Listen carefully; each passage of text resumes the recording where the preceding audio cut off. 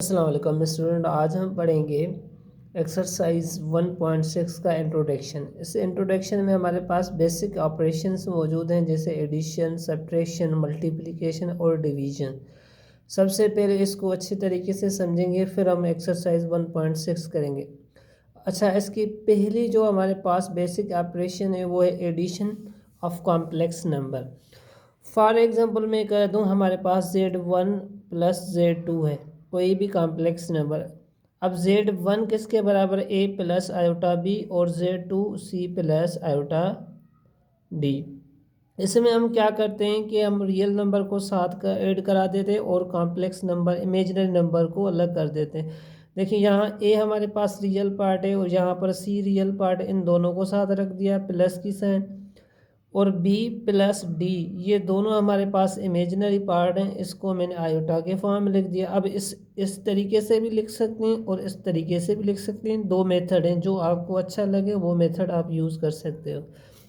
Same इसी तरह हमारे पास सेकंड बेसिक ऑपरेशन इसकी है subtraction of the complex number. Same इसी तरह होगी जैसे हमने एडिशन समझी है, सेम इसी तरह हमारे पास सब्ट्रैक्शन होगी।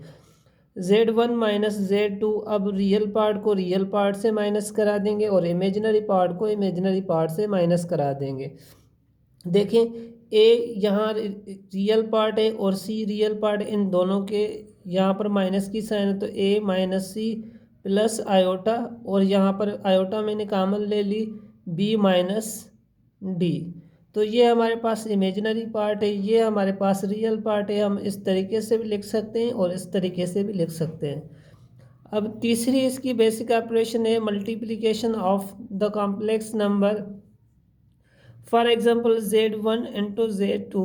अब Z1 के हमारे पास जो कॉम्प्लेक्स नंबर है A प्लस आयोटा B, और Z2 के जो कॉम्प्लेक्स नंबर है C प्लस आयोटा D। अब हमारे पास दो ब्रैकेट के अंदर दो दो टर्म्स मौजूद हैं, तो पहले हम इसको ब्रेक कर देते हैं। ए पहले रख दी, इस ए को पूरे इस टर्म से मल्टीप्लाई करूँगा, सेम इस तरीके से किया। फिर प्लस आयोटा बी यहाँ पर रख दूंगा, पूरे टर्म को मल्टीप्लाई करूँगा।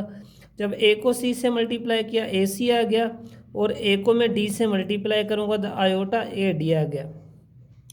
सेम इसी तरह आयोटा बी सी को मैं मल्टीप्लाई करूँगा, सेम इसी तरह आयोटा डी से मल्टीप्लाई कर दूंगा, तो ये ए सी बन जाएगा iota A D plus iota B C, और ये जो आयोटा बी है इसको मल्टीप्लाई करूंगा आयोटा डी के साथ, तो ये iota square D B D बन जाएगा। आयोटा स्क्वायर किसके बराबर है, -1 को। इसको रिप्लेस करके इसको हटाकर इसकी जगह में माइनस पुट कर सकता हूँ, तो ये माइनस बी डी बन जाएगा। अब हम क्या करते हैं कि रियल पार्ट को अलग करते हैं, इमेजिनरी पार्ट को अलग कर देते हैं। तो रियल पार्ट हमारे पास ए सी और माइनस बी डी है, इसको मैंने साथ रख दिया। तो इमेजिनरी पार्ट हमारे पास क्या है, ए डी और प्लस बी डी। ये हमारे पास कॉम्प्लेक्स नंबर की मल्टीप्लिकेशन है। ये जनरल फार्मूला है, इस फार्मूला की हेल्प से हम क्वेश्चन सॉल्व करेंगे। अब हम चलते हैं डिवीजन ऑफ कॉम्प्लेक्स नंबर की तरफ। डिवीजन ऑफ कॉम्प्लेक्स नंबर भी सेम इसी तरह है। फॉर एग्जांपल Z1 किसके बराबर है, A प्लस आयोटा B, और Z2 किसके बराबर है, C प्लस आयोटा D। अब हम रेशनलाइज करेंगे, या हम इसको कह दें कि इसका कॉन्जुगेट करेंगे, तो ये जो हमारे पास C प्लस आयोटा D है, इसको इस फॉर्म में लिखेंगे C minus iota D upon में C आयोटा D। अब ये यहाँ पर माइनस प्लस है, तो उस वजह से मैंने माइनस की साइन लगा दी। ये यहाँ पर माइनस की साइन होती तो ये क्या बन जाती, प्लस की साइन। ये हम कहते हैं रेशनलाइज। मल्टीप्लिकेशन मल्टीप्लाई भी किया और डिवाइड भी किया। अब हमारे पास एक फार्मूला है, कौन सा फार्मूला है, हमारे पास फार्मूला ये है कि A square minus B square is equal to bracket A minus B bracket A plus B. इस फार्मूला की हेल्प से हम फर्दर सिंप्लीफाई करेंगे इसको। देखें ए प्लस आयोटा बी ये रख दिया, और मल्टीप्लिकेशन में तो क्लोज ब्रैकेट मैंने लगा दी सी माइनस आयोटा डी। यहाँ पर देखें C plus iota D bracket में हमारे पास सी माइनस आयोटा डी। देखें ये फॉर्म बन गया, इस फॉर्म को इसमें कन्वर्ट कर सकते हैं। तो अब सेम पैटर्न जो हमने मल्टीप्लिकेशन में फॉलो किया, इसमें भी इसी पैटर्न को फॉलो करते हुए सॉल्व करेंगे इसको।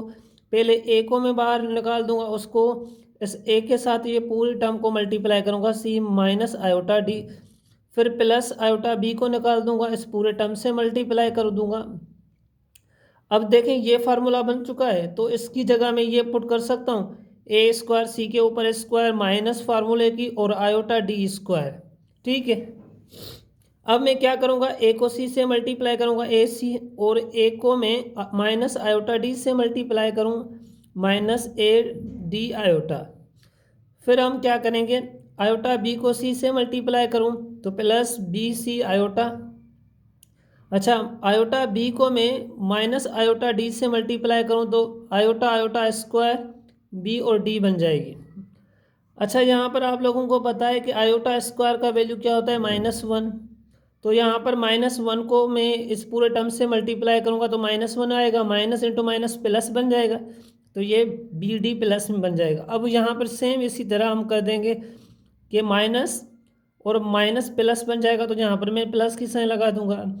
अब हमारे पास जो हमारे पास रियल पार्ट है उसको साथ रख दूंगा और इमेजिनरी पार्ट को साथ रख दूंगा, तो ये हमारे पास फार्मूला बन गया। ऐसे भी लिख सकते हैं और इसको इस तरीके से भी लिख सकते हैं, A C plus B D upon में C square plus D square comma B C minus A D और अपॉन में C square plus D square. ये हमारे पास किसका फार्मूला है, डिवीजन ऑफ कॉम्प्लेक्स नंबर। अच्छा, इसकी दूसरी ट्रिक भी मौजूद है हमारे पास, ए और बी अपॉन में सी और डी। अब इस तरीके से भी कर सकते हो, ए को सी से मल्टीप्लाई करें, ए सी बन जाएगा। अच्छा, प्लस की साइन लगाकर बी को डी से कर दें, बी डी, इन दोनों की स्क्वायर कर दें, ए स्क्वायर प्लस डी स्क्वायर, कामा लगा दें। अब क्या करें, इस b को c से मल्टीप्लाई करें, बी सी माइनस की साइन और a को d से मल्टीप्लाई करें, ए डी और सी स्क्वायर प्लस डी स्क्वायर। ये भी इसको, ये शॉर्ट मेथड है, ये मैंने आपको प्रूव करके बताया कि कैसे डिवीजन ऑफ कॉम्प्लेक्स नंबर हो सकती है। इस फार्मूला की हेल्प से हम फर्दर क्वेश्चन करेंगे। यहाँ तक बच्चों बात समझ में आई, तो हम अगले एक्सरसाइज को अच्छे तरीके से समझ सकेंगे। नहीं तो ये आपको 4 फार्मूले हैं, ये आपको अच्छे तरीके से समझने हैं।